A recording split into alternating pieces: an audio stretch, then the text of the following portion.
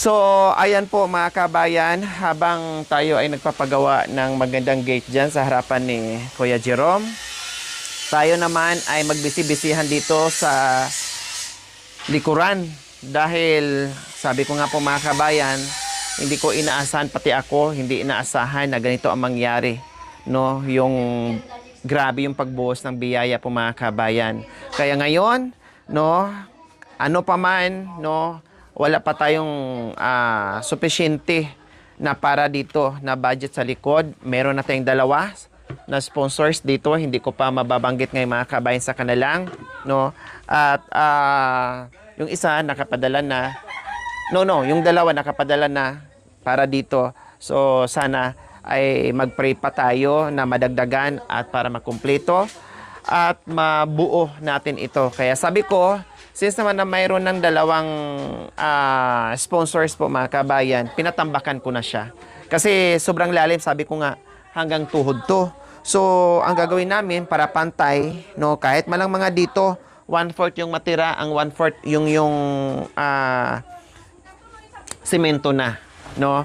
Kahit malang kako ay mga ganyan, tapos sementohin na po natin mga kabayan, syempre flooring yan, no? At pina-ready ko na, no? Pina-ready ko na, alam ko nandun pa sa kami ng Panginoong Diyos ang ibang budget ito para mabuo natin to, pero pina-ready ko na mga kabayan para just in case na okay na ang budget natin ay ready na at gagawin na natin kaagad para hindi tayo mag-antay ng siyam-siyam habang nagpapagawa ko doon sa harapan, no? Iba din ang inutusan ko dito at dito rin si Kuya Jerome nag-guide, no? Nag-guide dito sa pagtambak at paghakot nitong mga buhangin or lupa mga kabayan para tambakan ito, tapos pinipit-pit itong mga kabayan, no? Pinipit-pit ito. So, ngayon, puntahan natin sila doon mga kabayan. So, ayan po mga kabayan, hindi kalayuan, ilang hakbang lang ay sa bakanting ito, dito sila kumukuha. Nakiusap ako kay nanay, no? Magbayad na lang tayo. Dahil sabi ko nga doon sa kahoy na tinanggal natin, ay nagbigay ako ng merienda. So, dito naman din, ay pangtambak, syempre magbigay din tayo mga kabayan. Hindi na rin ako nagpa-deliver ng lupa o panambak kasi pag nagpa-deliver po mga kabayan, doon ibabagsak sa tapat ng bahay ni Jerome. So ngayon po ay dubli trabaho na naman kako at magdudumi na naman ang loob ng bahay ni Jerome. Kaya sabi ko, naisip ko, subukan mo nga doon kay nanay sa lupa niya kung pwede kuha ng panambak dyan, magpaalam tayo. So pumayag naman si nanay, no, madaling kausap. Kaya sabi ko, sige, umpisahan na natin agad-agad at para ready na tayo, Jerome. Maya, Jerome, magpahinga na kayo, ha? Kasi mainit na. Yan na lang muna. Tapos wala na muna. Mamaya na naman ulit. Tapos pitpitin natin. Pitpitin natin yung Ipantay natin yung doon, ha, Jerome? Magtira lang tayo na kahit 1/4 lang or kaya 1/8. Kunin mo na ito. Kasi siyempre flooring pa natin yon. Okay na? Okay, sige. So ayan po mga kabay, magpahinga muna dahil mainit na. No, mamaya na ulit.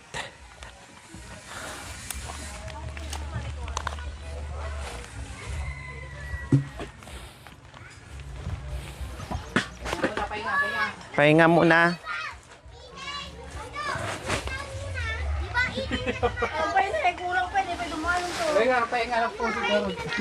Mainit.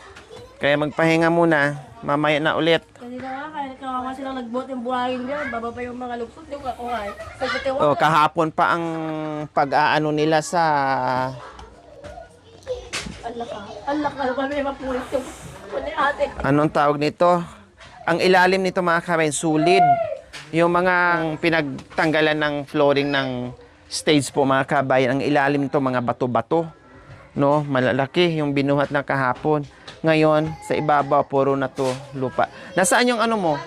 Yung pala. O, yung pala. Kunin mo nga yung pala. Anuhin mo na to. Para mamaya mano natin. Kwentan. Tapos ito po mga kabayan ha. Kasi sabi ko nga, ito ay singawan ng Poso Negro lang mga kabayan. So ang gagawin dyan, dugtungan ng PVC, tapos butasan dito para magkaroon ng singaw dito sa likod nila. Matatakpan naman yan, hindi naman makikita yan sa flooring. Matatakpan yan, no? Dugtungan ng PVC yan, and then hindi kasi pwedeng isarado natin yan, mangangamoy yung CR nila, no? Mangangamoy yung CR. Kaya dugtungan yan ng PVC and magbutas doon at dugtungan para may ano pa din, may singawan pa rin. Oo. Patagin mo na lang dun. Patagin mo. Ako na dito. Pampatag ka. Yung ano kayo niya, kayo. Abutan natin. Kunti na lang, no? Ayan, maglagay kayo ng ano dyan, Jerome, ha?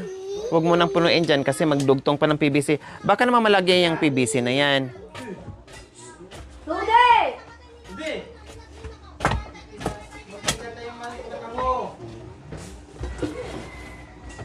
Patagan ka. Basta.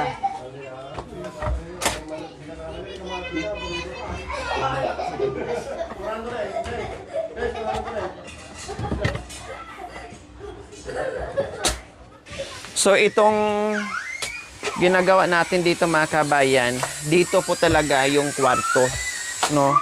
Kwarto po talaga dito mga kabayan. Kasi hindi tayo pwedeng maglagay ng kwarto doon sa loob dahil sisikip ang mundo nila dyan mga kabayan, no? Hindi naman pwedeng dito gawing sala, no? Hindi rin pwedeng gawin dito ng kusina mga kabayan kasi ilipat natin ang lahat, no? Ilipat natin ang lahat, yung lababo nila, gagawa na naman yung lababo, another expenses na naman, pahirapan na naman, plus yung drainage nila lalong mapalayo po mga kabayan kasi hindi pwedeng maglagay tayo dito ng drainage na palabas dito kasi siyempre magagalit yung may-ari ng lupa, no? Hindi pwede. Kailangan doon kung saan mapupunta yung tubig galing sa lababo sa harapan ng bahay nila, doon sa pinatakpan natin na drainage. So ngayon po mga kabayan, bukod doon sa gagastusin na bongga, kung dito tayo ilipat ang maraming gagawin dito, ay pahirapan sa drainage po mga kabayan. Kaya magiging kwarto ito at yung mga gamit nila doon mga kabayan, no, ipasok nyo dito. Siyempre, yung mga Durabox nila, yung higaan, ay luluwang yun. Mga kabayan, makikita natin yung outcome, no, kapag ito nailipat natin yung mga gamit doon, no, magiging maliwanag, magiging maliwalas, lalaki ang space ng kanilang loob ng bahay po mga kabayan. At least, may privacy na sila dito, maitago na yung mga kung anong dapat itago po mga kabayan, at yung tanggapan ng bisita nila, yung kainan nila dyan, yung kusina nila dyan, yung sala ay magiging okay na siya, no? Magiging okay, magiging maluwang na po sila dyan mga kabayan. Pero sabi ko nga po mga kabayan na wala pa tayong sufisyente para dito sa budget. Ni-ready ko lang kasi meron ng dalawa na nakapadala, no? Meron ng dalawa na nakapadala po mga kabayan na mga pioneer sponsors din po natin, no, na natanggap na po natin. Nawa ay madagdagan pa, no? Alam ko maraming tayong mapagmahal and very generous sponsors po mga kabayan na handang umalalay sa ating munting adikain. O mamaya na ulit ha. Pahinga muna. Aray ko, mamayang hapon. Ito ngayon. O, dyan lang yan kasi dugtungan ng PVC yan. O, ipantay dyan. No, pero yan, huli na lang yan tambakan kasi magdugtong pa si Kuya Pablo dyan ng PVC para ilabas yan dito yung singawan ng Poso Negro nyo. Hindi pwedeng takpan yan na walang... Oo, yan, pwede rin, ano yan, hayaan mo lang. Tanggalin naman yan eh. Gana, paano? Gana dito? Sa akin. Oo, dyan, libre sa ano. Paano? Isa? Oh, Dun sa may ano, dito, mga ganyan. Sige po. Kasi simentuhin na, kundi pag na-flooringan na yan, papantay na yan. Kailangan wag masyadong Mataas. o mga ganyan. Yan. Kasi i-flooring naman yan. Ilalagyan ng buhangin po yan ate. Buhangin na. Buhangin yan. Ganyan. Para kailangan mapapaglo. Oh, lalagyan. I-flooring nila yan. hindi pa lalagyan ng buhangin niya lang muna. Ito na, tambak na. Mas maganda yung lupa, tambak. Tapos i-flooring na yan, basta napantay na. Walang pa yung tikel. Ay, bata pa. O, sige lang. Sige Oh. po, patagang po.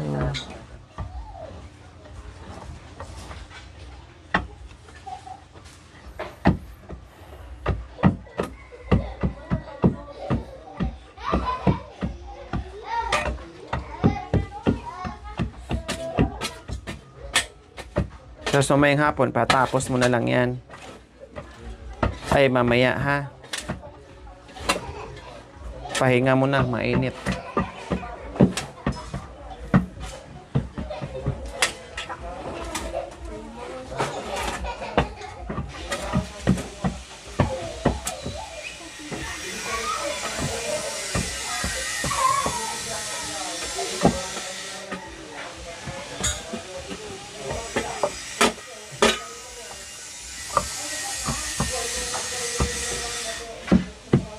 Hindi pala patagang. Nga, ate pala si patagang. Maudit ko yun, maudit.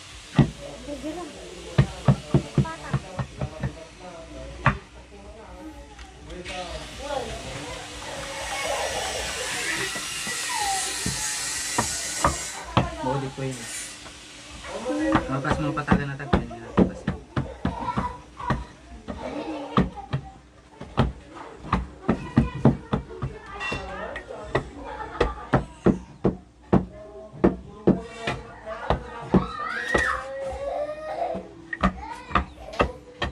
Maglalagay talaga dito ng ano, maglalagay talaga dito ng bakal. Magbabakal talaga dito mga kabayan kasi tambak to eh.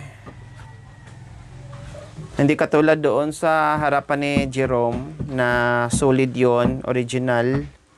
No, ito kasi tambak lang at saka hindi na pit-pit ng maayos. Buti sana kung gamitan ng ano, ng pison. Asan? Kaya kailangan talaga dito may bakal.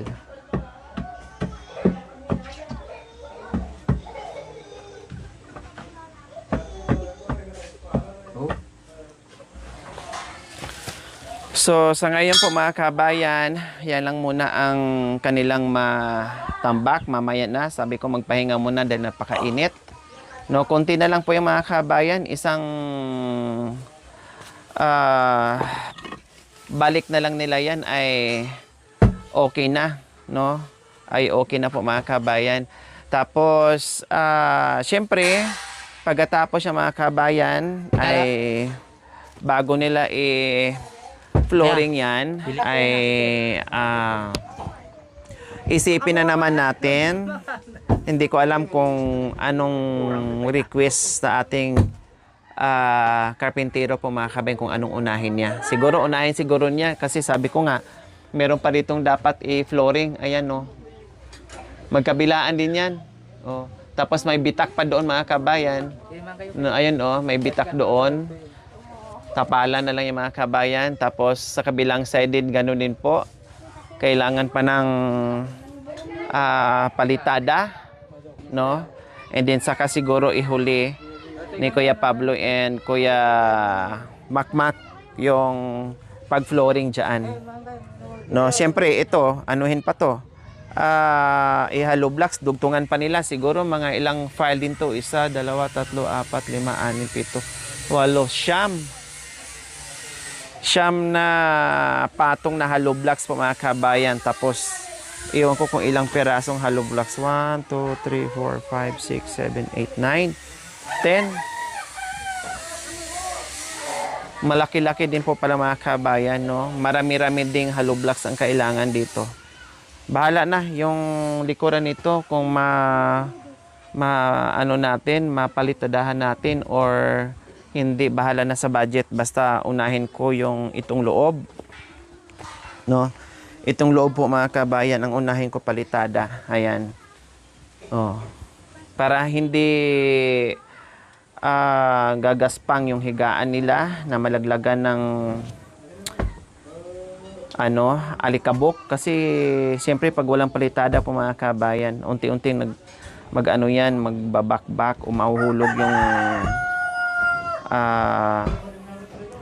tawag nito, buhangin, no? Kaya kailangan talaga ay yung loob mapalitadahan. Pati ito, hilamos din to, no? Kailangan ito mga kabayan talagang linisin to ni Jerome unti-unti kasi bongga eh. Ayan, no? Grabe. Hindi pwedeng lagyan natin ng pintura, i-repaint yan na walang hilamos dahil matatanggal din ang pintura. Ha? Matatanggal din ang pintura mga kabayan. Kaya kailangan natin linisin ng bongga. Ayan, bago mag-repaint dyan. Pero syempre, saka na lang gagawin natin yan kapag natapos na natin palitada, lahat-lahat, and flooring para walang bakat.